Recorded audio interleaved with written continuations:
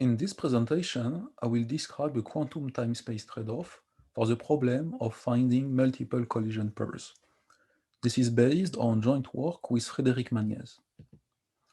The main topic of our paper is about time-space trade-off lower bounds in the quantum circuit model with query access to the input. There are very few results which are known in this setting, and the first one was obtained in 2007 for the problem of sorting n numbers. Such a result must be understood as follows. Any algorithm with at most s qubits of memory must use a number t of quantum queries that satisfy the inequality in bold.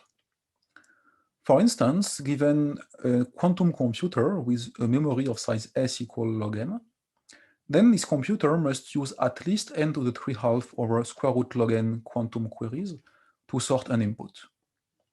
In this tool, the parameter t will be called the time complexity, and the parameter s is the space complexity. These are the few other existing quantum time-space trade-off, and our main contribution is to give a new trade-off for a problem called the collision pairs finding problem. We obtain our result by using a new and simpler method, which can be used to reprove the first three results described on this slide. I will now explain what is the collision pairs finding problem. The input to this problem is a list of n integers between 1 and n, and a collision is a set of two coordinates which are equal. On this example, the coordinate x2 and x11 are a collision pair because they are both equal to 4. This is another possible collision pair, and for the input we will consider, there will often be many possible collision pairs. In the K collision pairs finding problem, which we are interested in, there is a fixed parameter K, and the goal is to find K different collision pairs in a uniformly random input X. Note that for such an input distribution with high probability, the vector X contains a linear number in n of collision pairs. And in particular, it means that the parameter K can take large value. This problem of finding collision pair is important in cryptanalysis. It has many applications. And one of the most important one is about meet-in-the-middle attacks, where finding many collision pair is required. And a goal of a time-space trade-off for such a problem is to give us an insight about the power of having a quantum computer for solving this task more efficiently than classically, both in terms of time and space complexity. I will now review what are the existing algorithms for solving the collision pairs finding problem. So first, in the case k equal 1, where we want to find a single collision pair, we can use the birthday paradox by querying the value of square root n elements and looking for a collision pair among them. The cost of this simple algorithm is on the order of square root n, both in terms of time and space complexity.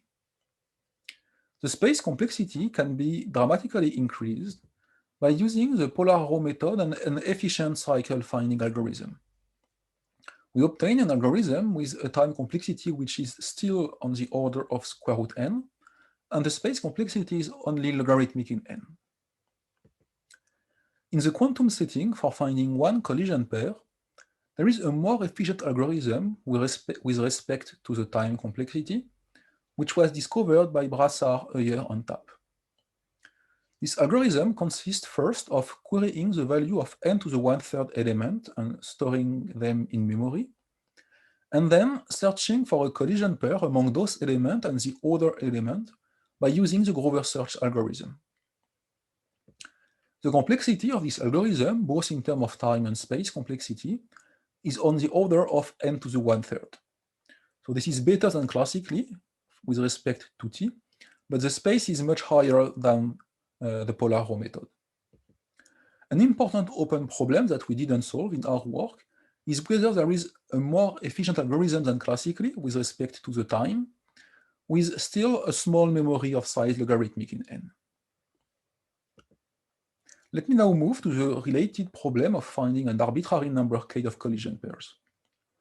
There is first a generalization of the polar row method called the parallel collision search algorithm that can find k collision pair according to the complexity in orange for any value of S, the size of the memory, between log n and k. Note that the memory can be smaller than the size k of the output, because we assume that the output is written on a separate register, which is not counted toward the spacebound. In the quantum setting, we propose in our paper a simple generalization of the BHT algorithm that achieves the same trade-off as classically, but the algorithm can take advantage of larger value of S, the memory size. In particular, if we plug the largest possible memory size in these two bounds, we obtain that the best time complexity of this algorithm is square root of kn in the classical setting and k to the 2/3 times n to the 1/3 in the quantum one. In particular, it means that we have a quantum speedup when the memory is unlimited. Now, on the lower bound side, which is the main topic of this presentation, it was shown recently that the parallel collision search algorithm is optimal. There is a matching lower bound. And our main contribution is to prove the following result in red, which say that for any quantum algorithm that can find k collision pair, the product of t cube on S must be at least k cube times n. As you can see, there is still a gap between the lower bound and the upper bound. However, this result is already interesting for certain range of parameters. So for instance, if we are given a quantum computer with a small memory of size log n, then this lower bound says that the algorithm must use at least k times n to the 1/3 quantum queries. If you compare this quantity with the best possible query complexity when the memory size is unlimited, you can observe that there is a gap by a factor of k to the 1/3. In the rest of this talk, I will try to give you a high overview of how we obtain this lower bound. So first, let me remind you what is a computational model we are considering in this talk. This is the quantum circuit model with query access to the input X. The input is represented in the green box on the top left, and the initial memory of the algorithm is made of S qubits, which are initially set to 0. The input can be accessed by using the query operator Q, which behaves as follows. It takes as input a phase parameter P and a position I, and it encodes the result of, and it encodes the coordinate xi into the phase of the quantum state. Of course, this query operator can take as input a superposition over different values of P and I. The red boxes represent the local computation applied by the algorithm on the memory, and they do not depend on the input X. The time complexity T is equal to the number of quantum queries made by the algorithm, which is the number of times the query operator is applied. The time complexity is a lower bound on the gate complexity of the algorithm. This is a simple example of an algorithm in this setting. This is just the Grover search algorithm, where the time complexity is square root n and the space is logarithmic in n. Now the first step toward proving our time-space trade-off lower bound is to use a general method introduced by Borodin et al. In the classical setting in 1991, and first used by Clark in 2003 in the quantum setting. This method gives a way to convert a lower bound on the time complexity of a problem into a lower bound on the time and the space complexity of the same problem. The main limitation of this method is that it requires the output to be of a large size k. In particular, if we choose k to be 1, in our case it would mean outputting just one collision pair. This method does not give interesting results. Now this method works as follows. First, one must show that for all parameter k, it is impossible to compute k parts of the output with a success probability larger than 2 to the minus k in time less than tau k, where tau is a function that depends on the problem under consideration. In our case, those k pairs represent the k collision pairs. Assuming you have proved such a lower bound, then by using the method of Borodin et al., you directly obtain the following time-space trade-off, which says that the time must be at least the product of tau s and k over s, where s is the space complexity of the algorithm.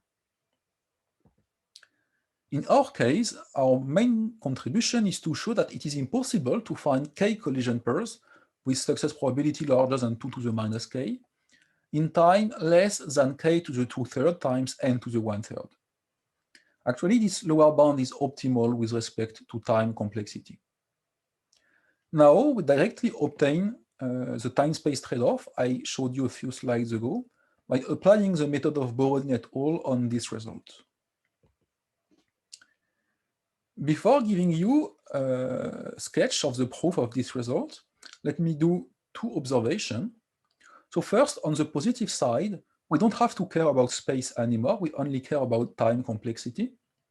On the negative side, we must deal with the exponentially small success probability regime, meaning we must take into consideration algorithms that succeed with a very small probability. And this is different from most of the other existing results in the literature, where an algorithm is assumed to succeed with large probability, say 2/3, for instance. There are basically two main methods for proving such results in the quantum setting, which are the polynomial and the adversary method. However, in our work, we use a different approach, which is based on a refinement of a technique introduced by Zandri recently, which is called the quantum recording technique. This technique is simpler and more intuitive to apply than the polynomial and the adversary method. And we simplify its analysis to prove the result showed at the top of this slide. Before explaining what is a quantum recording technique, I will explain what it is in the classical setting. So let's consider our input distribution, which is a uniform distribution.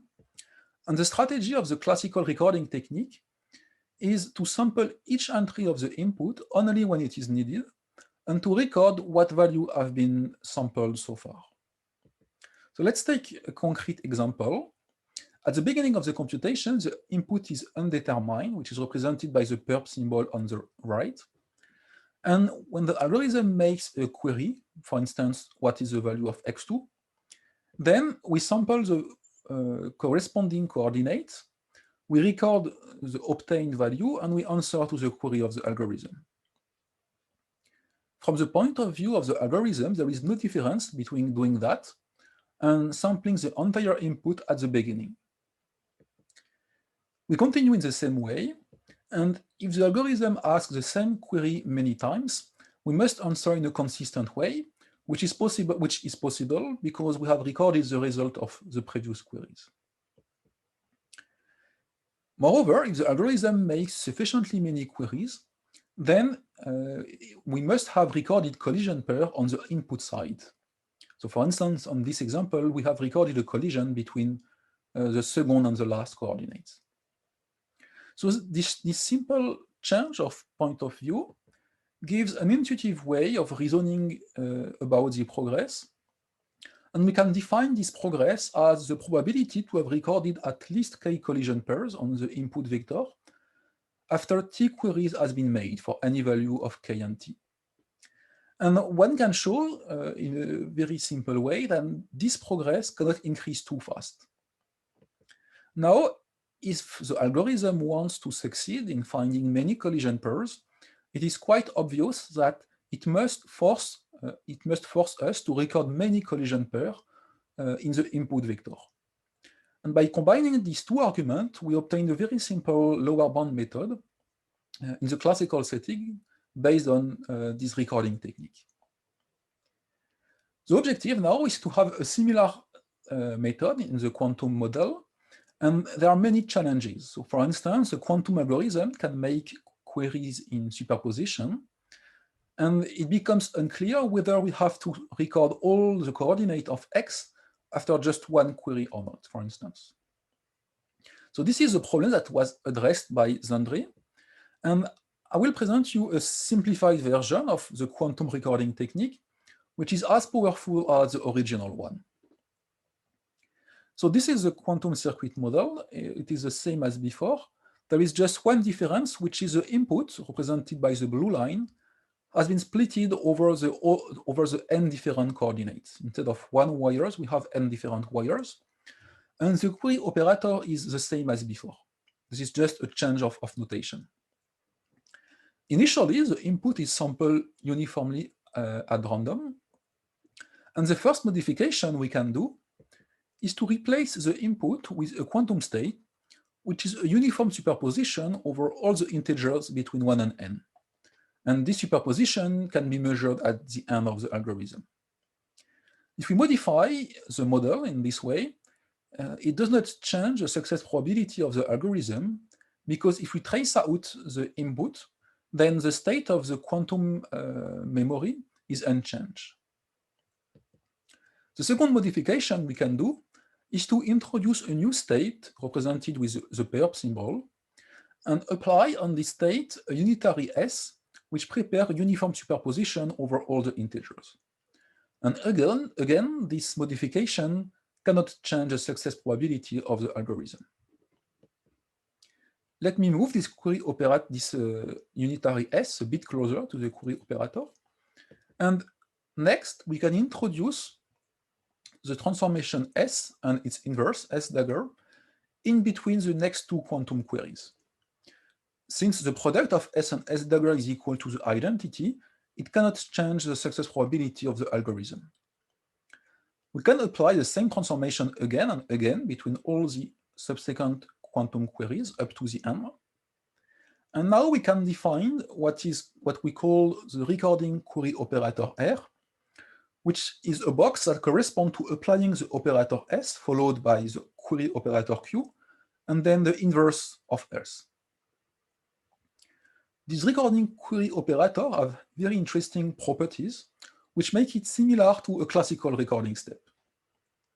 So before describing those properties, we can first observe that both the query operator and the recording one can be simplified as follows. When the query register holds the position I, then the output state depends only on the value of xi, meaning we can just forget about the other coordinate. Of course, the query register can hold a superposition over different value of p and I.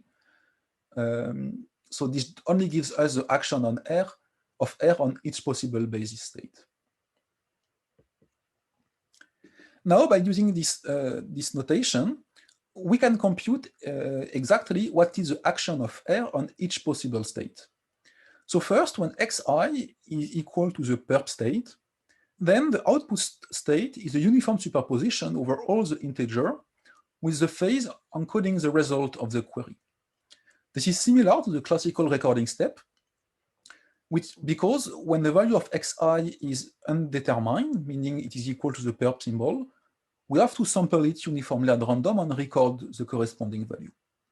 We have just done it in superposition.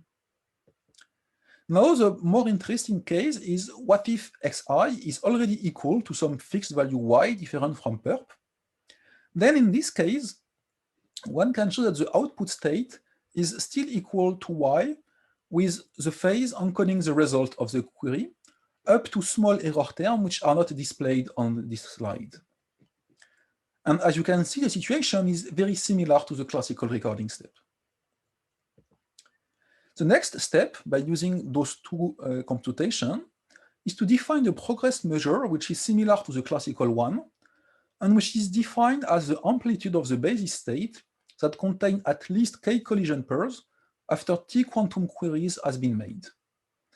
The main difference with the classical setting is that we are measuring the amplitude instead of the probability, and the basis state here corresponds to the joint state of the algorithm in red and the input in blue. So at the beginning of the computation, before the first query is made, all the progress is concentrated on the value k equals 0, because the input vector contains no collision at all. It only contains the perp symbol. Now, if we move to somewhere in the middle of the computation, we can study by how much the progress can increase in one step. And more precisely, when we go from step t to step t plus 1, the amplitude of the state that have recorded k plus 1 collision pairs can increase at most by an additive factor, which is the product between the progress at step t related to having recorded k collision pairs, multiplied by the red coefficient, which is the square root of t over n. This red coefficient intuitively represents the probability, or the square root of the probability, of having recorded an extra collision pair at this step. And intuitively, this coefficient can be understood as follows. After t quantum queries, each basis state contains at most t positions which are different from the perp symbol. And now when we perform one more query, the probability that the result of this query collides with one of these t positions different from perp is equal to at most t over n. Finally, by solving this recurrence relation, we obtain that after k to the 2/3 times n to the 1/3 quantum queries, the progress must be exponentially small in k if we want to record at least k over 2 collision pairs. The proof is not finished yet because we have to apply the S operator one more time and perform the final measurement. And what we show is that by doing those two last steps, we can obtain that the final success probability is at most the sum between the progress just before those two operations, plus an additive term which is on the order of k over n to the power of k over 2. This additive term intuitively represents the probability of guessing the position of the k over 2 collision pairs that have not been recorded and that must be found. Finally, these two quantities are at most 2 to the minus k, which concludes the proof of the main result. Let me now move to the conclusion of this presentation. And the first thing I would like to say is the framework I described you about the quantum recording technique can be very easily generalized to any product distribution on the input. In the paper, we consider the K-search problem, where the goal is to find K-ones in a binary vector, where each coordinate is equal to 1 with probability K over n, which is not a uniform distribution. For such a distribution, we can again compute easily what is the recording query operator, and we can again define a progress measure which corresponds to the amplitude of the basis states that have recorded a certain number of ones after a certain number of quantum queries. The result we obtain is that for solving this problem with exponentially small success probability, a quantum algorithm must use at least square root of nk quantum queries. A similar result was known before. However, our proof is simpler than previous work by using this quantum recording technique. And moreover, it can be used to reprove several known quantum time-space trade-offs, such as the one for sorting n numbers. There has been recent work that attempts to generalize this method to non-product distribution. And finally, the main open problem that we didn't solve is about closing the gap between the lower bound and the upper bound. And we conjecture that the optimal time-space trade-off should be the following one in orange. And in particular, it would match the complexity of the existing quantum algorithm. And this concludes this talk, and I thank you for your attention.